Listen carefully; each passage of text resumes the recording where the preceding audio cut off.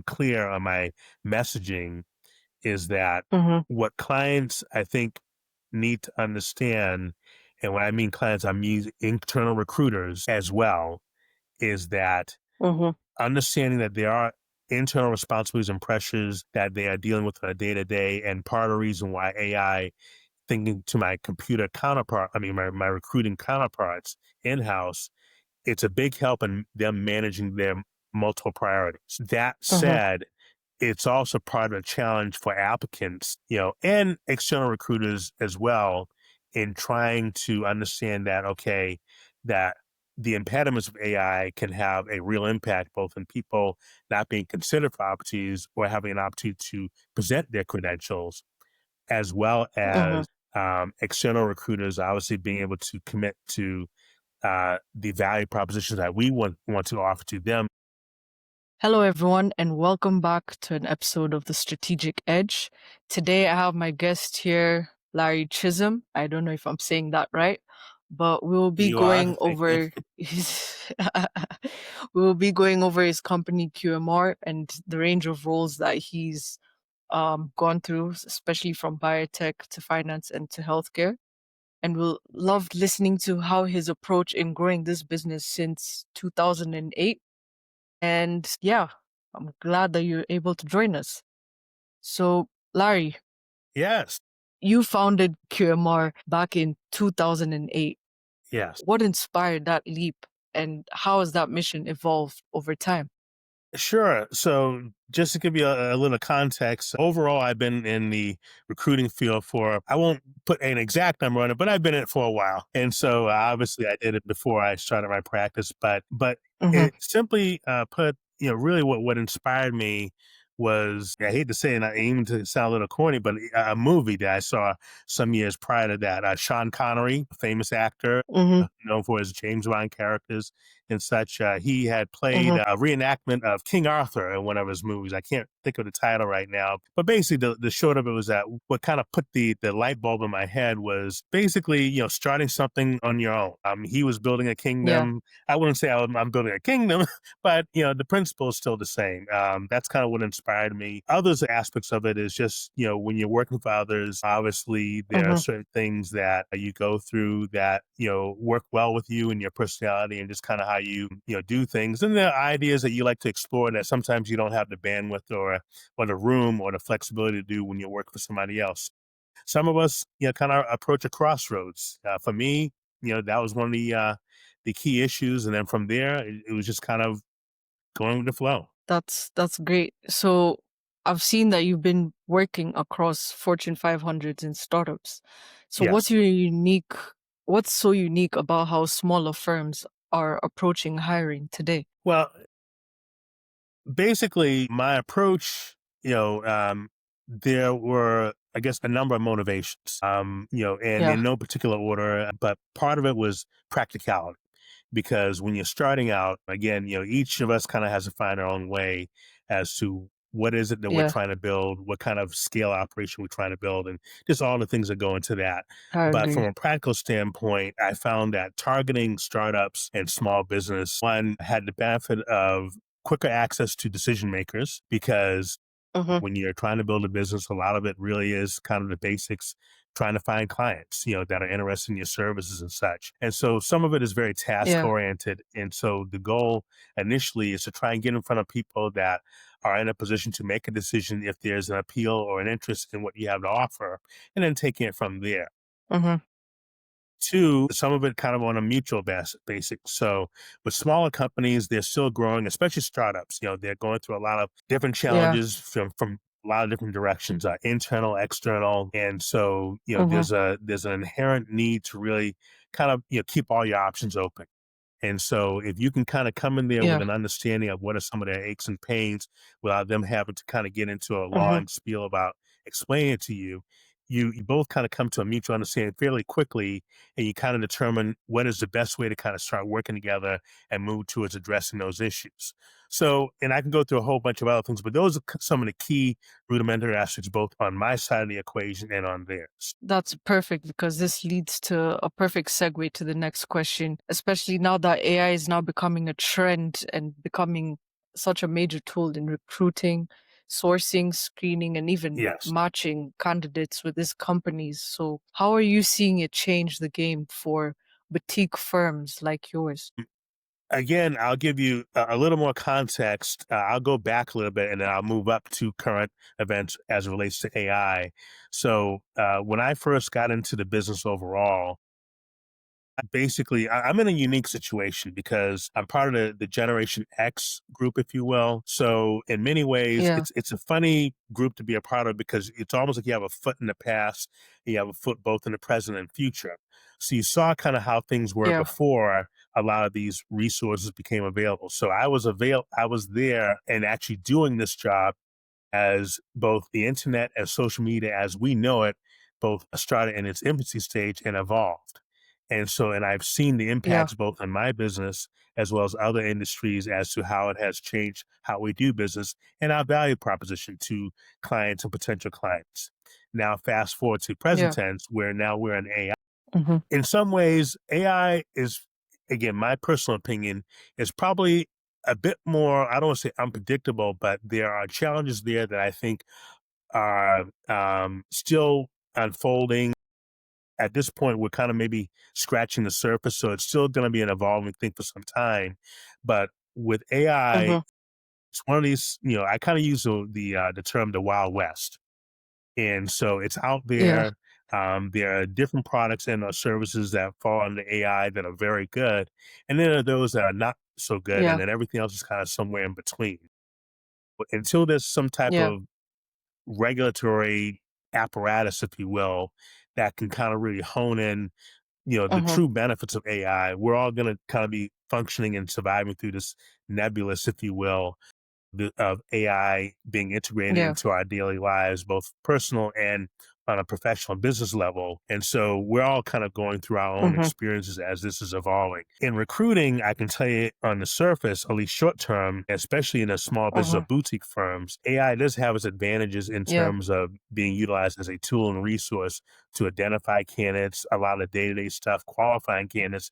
Me specifically, I yeah, found great value in being able to come up with resources and ways to, once I identify candidates, to really qualify and yeah, kind of vet them, make sure that they do indeed have the kind of skill sets and experience that my clients are looking for, but in a much faster, quicker, yeah. efficient way. In some cases, more thorough. And so now, obviously, Hmm. that puts me in a very good setting with my clients because now Yeah, both the value proposition of them utilizing me is reinforced because I'm able to provide them with quality candidates. On the other side, yeah. not to get too much into the weeds of that, for applicants and or candidates that are out there that are looking for opportunities, where the Hmm. unknown factor is where it cuts both ways, may not be as much of a help or resource to them, only because there are a lot of different, again, the areas where it's evolving. Um, it's just challenging. So there are people out there who are very much qualified for opportunities that in many ways should have found opportunities by now are having difficulties. Not because Yeah, necessarily they're qualified, yeah, but that maybe they don't their resume doesn't fall within a keyword search algorithm. Or maybe yeah. they don't fall within the first 20 or 30 batches of applicants that may submit their resumes to an Hmm. opportunity. And because of that, they fall through the cracks and they're not even given an opportunity to present their case, let alone be seen. So again, Yeah, that's a general overview, yeah, but there's a lot of credence to that. yeah. So you've mentioned how there's some difficulty with some applicants getting even through the door because AI has been basically blocking their access to these companies in a way. So are you seeing certain industries adopt AI faster than others across your client base? Say biotech versus engineering, for example. So again, and this is just my professional opinion. So obviously each industry will adapt, at its own pace. Biotech is a Yeah, funny area because although in many parts of it, it's very much a forward momentum, forward thinking kind of industry. There, it's going to be a part of our lives for obvious yeah. reasons. And so one would think that the AI and biotech would be kind of fast friends, just to use that Mhm. as a phrase, if you will.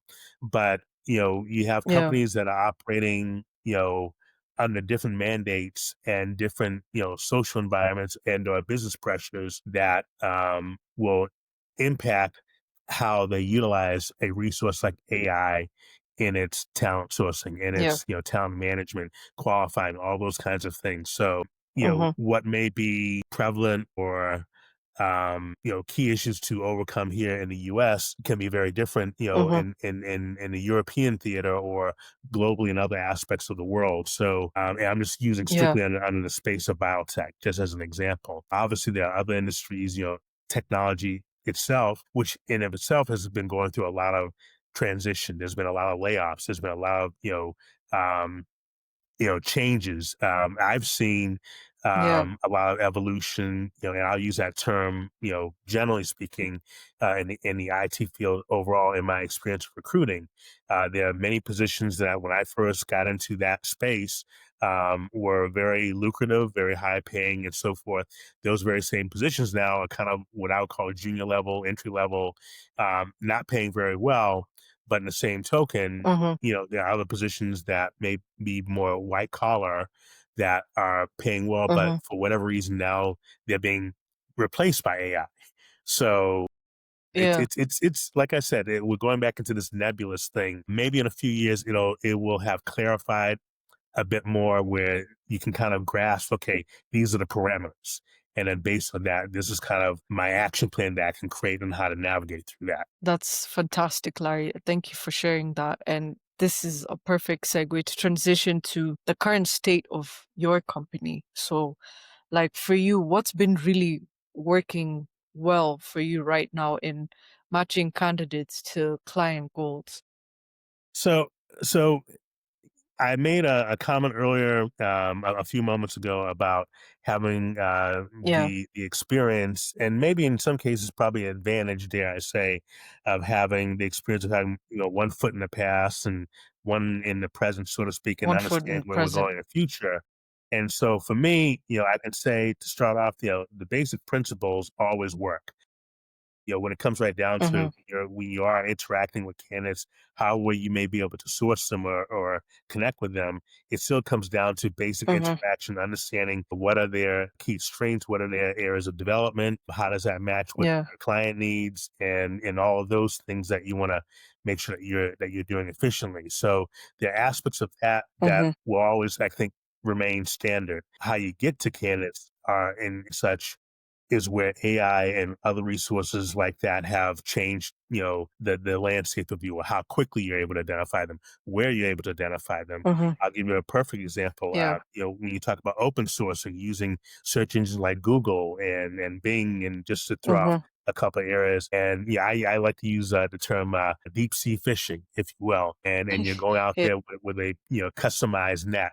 And so, to use a food Mhm. analogy, if you want to catch shrimp, well, you come out with the shrimp net, and that's all Mhm. you catch. If you want to catch halibut or salmon, same thing. Well, in many ways, Mhm. using various tools like Boolean search. That was something. There was a Yeah. time when that was very new. Now AI has Mhm. really injected steroids in that. So now you don't have to spend the time being creative with, phraseology and things Yeah. like that. You put in your key Very points. true. It'll put something up, you can use it, and then that's your key or your net, if you will, to go out and do your fishing, so to speak. So again, that's where AI has been a big help for me. Yeah. Being a solopreneur, those are some of the Mhm. basic aspects of how it has helped me improve and be efficient at what I do. Because again, Yeah. your resources and your time are limited. The time is the one commodity that you can't replace. So what you have of it, you want to try Yeah. and use it efficiently. And so AI has been a big help to my business in sourcing candidates and qualifying candidates and identifying decision makers, in companies quickly, efficiently. Obviously, those are multiplier effects when you start off with that and build from there. Because then, if you're able to find clients quicker, then obviously you're able to service them quicker, and then make money quicker. So Yeah, those very are just true. some key aspects that it has helped me. Mhm. And so, but I think I'll probably stop there. But I think those are the key areas that it has impacted me and how I see things moving forward. Okay. That's great because I've seen that you've been able to place over hundreds of professionals across diverse verticals. So, are you seeing new patterns in what clients are looking for? That I haven't seen in my time, I haven't seen necessarily any difference in terms of what they're looking for. The needs have always been pretty much the same. I think right now, again, it's all about being able to identify, find those, locate those kinds of rudimentary task oriented things. But in terms of do I still like my steak medium well? Do I still like my mashed potatoes? The items itself, just again to use a food analogy, has not really changed, but it's how we get to that Yeah. point is kind of where all of us in our own way are trying to navigate and basically adapt to the changing environment that we're all working under. So I would say, from my experience, no, I haven't seen really a change in what they're looking for. It's just again identifying the people quickly, efficiently, and how we are able to do that is based impacted by the resources and tools like AI that we have access to. So 6 to 12 months from now, what do you imagine would be a big win for QM? Well, obviously more clients, and then that's always good in any time. But Mhm, frankly, I think being able to fully, or at least mostly, get to a place where again, focusing on AI, where I can see that this can be, I don't want to say a permanent fixture, but okay, I can see now that there's a bit more clarity in terms of how this yeah, resource can really benefit me and my business and how I mhm, service my clients, and just mhm, integrating that kind of a permanent parking space, if you will, as part of my overall strategy. Because again, you want yeah, to be able to know that you can rely on the tools and resources to get those rudimentary things so you can focus on big picture things. Like, where do I want to be a year from now, 5 years from now? What industry yeah, spaces do I want to a larger space, and or a larger parking space and such, just to use that mhm, analogy. Other things that I may individually want to try and achieve and succeed in, and I don't want to necessarily be thinking mhm, about, okay, the basic things like keeping the lights on. I want to know that everything is working in terms of my resources. Now I can think strategy. I can think, my head is more in a chess game. Now I can think 2 or 3 moves ahead, because all the basic day-to-day things are already being taken care of, and I include AI as yeah. part of that process. So what's one thing that you wish more clients understood about building their recruiting strategy in today's tech-driven world? I'm going to have you repeat that again. So you're asking me in terms of, go So ahead. what I'm saying for the final question is, what's one thing you wish more clients understood about building their recruiting strategy in today's tech-driven world? That I'm going to give you that answer in a couple of different pieces, because there's a broader element that I kind of wanted to touch on, or in our sidebar conversation, which kind of came up, that I want to make sure I didn't forget in this call. And I'm glad you kind of brought that Yeah. particular question up, because I'm going to kind of pack in a bit here. Mhm. From my perspective, okay, being a recruiter, an Mhm. external recruiter, an outside recruiter, when I look at clients, it's almost like there's two things I need to consider. There's my counterparts in the Yeah. in-house recruiting apparatus, and then there's a client itself that needs a service that may retain external recruiters in addition to maybe any kind of internal recruiting apparatus that they have, Mhm. because AI is a central part in how that has impacted all of us. And so, Yeah. where I want to carve this out so I'm clear on my messaging is that Mhm. what clients, I think, need to understand, and when I mean clients, I'm using internal recruiters as well, is that Mhm. understanding that there are internal responsibilities and pressures that they are dealing with on a day to day. And part of the reason why AI, thinking to my computer counterpart, I mean, my recruiting counterparts in house, it's a big help in them managing their multiple priorities. That Mhm. said, it's also part of a challenge for applicants, and external recruiters as well, in trying to understand that, okay, that the impediments of AI can have a real impact both in people not being considered for opportunities or having an opportunity to present their credentials, as well as Mhm. external recruiters obviously being able to commit to the value propositions that we want to offer to them to say, hey, listen, there's a reason why you need us. And even though you may have an Yeah. in-house recruiting apparatus, they are tied doing Mhm. things that may not have anything to do with recruiting. Whereas for us Yeah. outside, that's all we do. 100% of our True. attention is dedicated to identifying candidates, qualifying them, and presenting them to our clients in the quickest, most efficient way that we can. And so this Mhm. is again, something that's been impacted by the nebulous of AI and its evolving nature. And so going back to your basic question of what do I wish clients understand, it's important for them for their own needs as well as overall Mhm. that, that there's no such thing as a quick fix, that there's no such thing as a permanent answer, True. that this is an evolving situation. Some companies, it may Mhm. work better than others. Other companies, vice versa. But at the end of the day, Yeah. we're all impacted by this. And so I would Very say true. that AI, like anything, is just a tool and consider it as such. Don't Very put true. any more on it or any less on it, but understand that tools and how you utilize them do have consequences, good and bad, and to be aware of that. Mhm. I know it's Very kind of a true. general answer, but I think awareness is maybe the word that I want to emphasize. Awareness of its impact, Yeah. positive and negative, and act accordingly as it fits your particular needs moving forward. Does that make sense how I Thank you. frame that? Yeah, it does. It does. Like you've mentioned how even though AI is a tool right now that's being integrated into various industries, people should be aware of its positive and negative side effects. And it's something that also that is new that we don't really are trying to understand as it's evolving. So clients should also be aware that if they are using AI in their business, they should also be aware that it will have some positive and some negative effects, which is something I truly understand. And I wanna dovetail a bit on that too, and I'll give you 2 examples. One of them you kind of brought up as a potential subject matter we can discuss in terms of AI's impact on Mhm, diversity hire. And I wanna touch on mhm, that a little bit and pair that with another element, which is also too, and this is to the company's advantage. I mean, I'll give you kind of maybe an arcane example, but I'll kind of bring it up to present tense.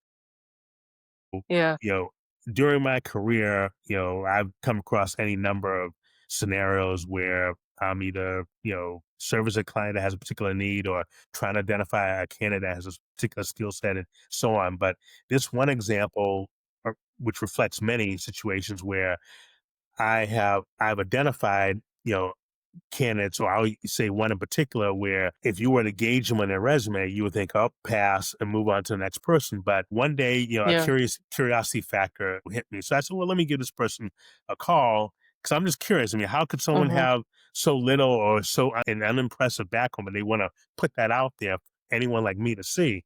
So when I called this yeah, person and I was able to actually ironically get them online, I talked to them. mhm, And what I discovered in my conversation is that the reason why their resume looked so unimpressive or whatever is that this person mhm, is busy working.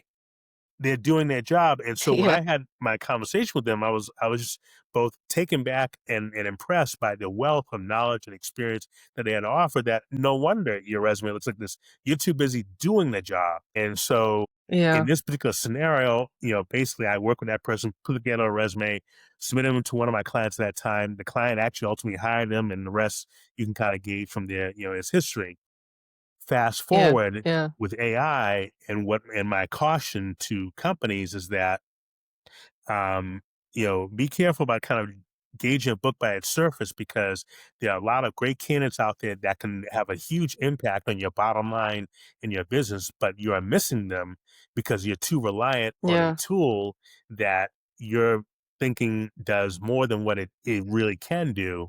And who knows, you may very have true. missed the next person that probably could have, increased your bottom line by 20% or whatever metric that would obviously impact your business Mhm, positively because of something that, you were too reliant on, or you assumed, too much on, and you have a missed mhm, opportunity. And so that's what I mean by the air of being yeah, cautious in that capacity. So Mhm. swinging that Mhm. into diversity hiring, similar Mhm. formula. AI at its rudimentary capacity is a tool, pure and simple. Yeah. And so it can either Yeah. enhance the ability to really create a diverse mix of candidates and applicants and hires in a company, or quite the opposite, depending on Mhm. how it's created or put together, it could discriminate. Mhm. Again, going True. back to there's some programs out there that are better and more efficient, and there are others that aren't quite, and everything else in between. So, like any tool, Yeah. it's like to use a car analogy, if the engine's built right and the tires, are made of good stuff and all that, well, you're going to have a vehicle or a product that's going to last pretty well. You'll get your value out of it. But like anything else, you put poor materials, whatever into it, Mhm. that's what you're also going to get. Same thing with diversity hire. If AI and the technology and the algorithms, or whatever that's used to put that together to identify candidates, if it is biased, if it is Yeah. maybe too much of this and too little of that, well, this is what it's going to bring out. And so that's Very something true. again Yeah. to be aware of. That's very true, and that's thank you so much for sharing that. Your depth and insight, especially on the nuance between automation and also human connection, is very important Yes, in recruiting. Like you said, that a tool could analyze a resume and maybe pass them on or maybe negate them. And like the way you said, you saw a resume, you weren't quite impressed by it, but you got the curiosity to reach out to that person and talk to them, and you were also surprised. So also these AI tools that are coming up should not be able to replace that human connection indefinitely because it's very important. So I will come and close this. It's coming to an end. sure. But Larry, thank you so much for sharing your insights. This has been such a very delightful conversation.